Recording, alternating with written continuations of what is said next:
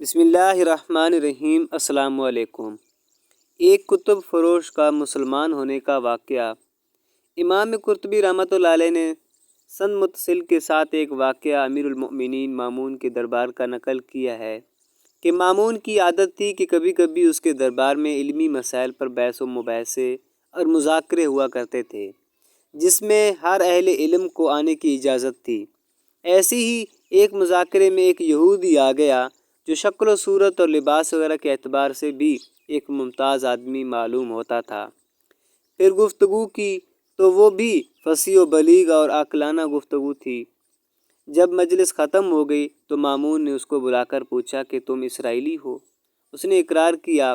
مامون نے امتحان لینے کے لیے کہا کہ اگر تم مسلمان ہو جاؤ تو ہم تمہارے ساتھ اچھا سلوک کریں گے۔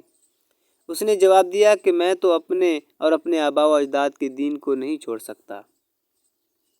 بات ختم ہو گئی، یہ شخص چلا گیا۔ پھر ایک سال بعد یہی شخص مسلمان ہو کر آیا اور مجلس مذاکرہ فقہ اسلامی کے موضوع پر بہترین تقریر اور عمدہ تحقیقات پیش کیں۔ مجلس ختم ہونے کے بعد مامون نے اس کو بلا کر کہا کہ تم وہی شخص ہو جو گزشتہ سال آئے تھے؟ جواب دیا، ہاں وہی ہوں۔ مامون نے پوچھا کہ اس وقت تو تم نے اسلام قبول کرنے سے انکار کر دیا تھا، پھر اب مسلمان ہونے کا کیا سبب ہوا؟ اس نے کہا، میں یہاں سے لوٹا تو میں نے موجودہ مذہب کی تحقیق کرنے کا ارادہ کیا۔ میں ایک خطاط اور خوش نویس آدمی ہوں۔ کتابیں لکھ کر فروخت کرتا ہوں تو اچھی قیمت سے فروخت ہو جاتی ہے۔ میں نے امتحان لینے کے لیے تورات کے 3 نسخے کتابت کیے، جن میں بہت سی جگہ اپنی طرف سے کمی پیشی کر دی، اور یہ نسخے لے کر میں کنیسہ میں پہنچا۔ یہودیوں نے بڑی رغبت سے انہیں خرید لیا۔ پھر اسی طرح انجیل کے 3 نسخے کم و پیشی کے ساتھ کتابت کر کے نصرہ کے عبادت خانے میں لے گیا۔